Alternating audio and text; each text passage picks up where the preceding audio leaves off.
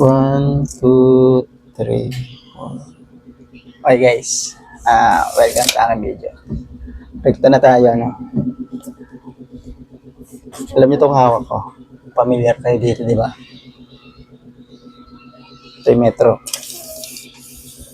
Kwento ako dito. May nagtanong sa akin. Labor ko. Sabi niya sa akin, pre, paano ba tumingin dito sa metro? Sabi ko, pre, tignan mo lang tong bandang taas. Inches. Papa, sita kitang ano? Bandang taas na ito, inches. Sita kita. Tapos tong bandang baba na to, centimeter.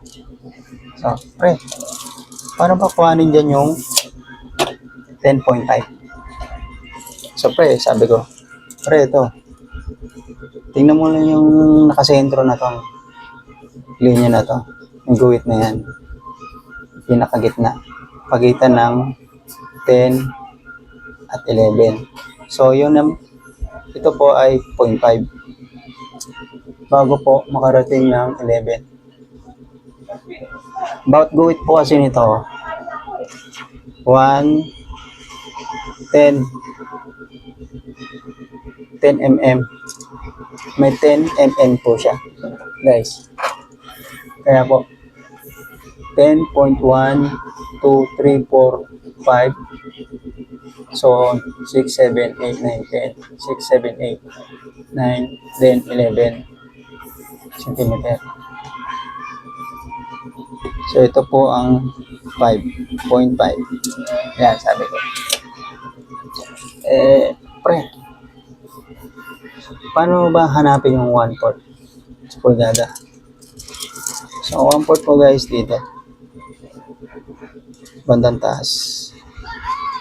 Pag pulgada ang titignan nyo, dito po kayo banda sa taas tumingin. Ayan. Pulgada po yan. So, ito po ang 1/4. Nakikita nyo guys, dito. 1/4. Kita nyo ba? Ayan. 1/4. Ito. Unang. Ito. Ayan. 1/2. 3/4. And 2 inches. Yan po guys. Ito po ang 1/4. Itong guhit na unang guhit.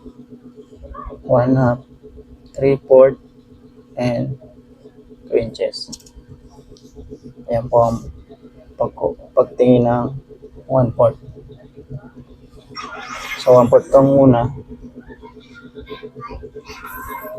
1/2 tong pangalawa. Pinaka-gitna. So pinaka-gitna nga po. 1/2. So sunod 3/4. Then 2 inches na po. Yan po pagkuha ng 1/4, 1/2, 3/4 sa inches. Yan po. So, yung iba po kasi na may ibang mga skill po na niloloko nila yung labor nila. Pinapahanap nila yung 12. So, sabi ng iba, boss, hanapin mo nga yung 12 pulgada. So, yung iba naman, tumitingin. Guys, yung iba po kasing metro, wala pong nakalagay na 12. So, 1 feet na po yan. Yan na po ang pinaka 12 pulgada. Kung makapansin nyo, 1 feet. 2 feet na po ang masunod. So, ito na po ang pinaka 12 inches. So, ang 2 feet, 24. So, 12 po yan. Equivalent po ng 1 feet is 12 inches. Yan po. Para lang po sa kaalaman ng iba. Pag pinahanap po kayo ng 12, yung hindi pa gaanong kabisado yung mga metro. Para hindi kayo loko-lokohin. Especially sa mga labor. Construction. Yan. Ito ang pinaka-12. Tandaan nyo.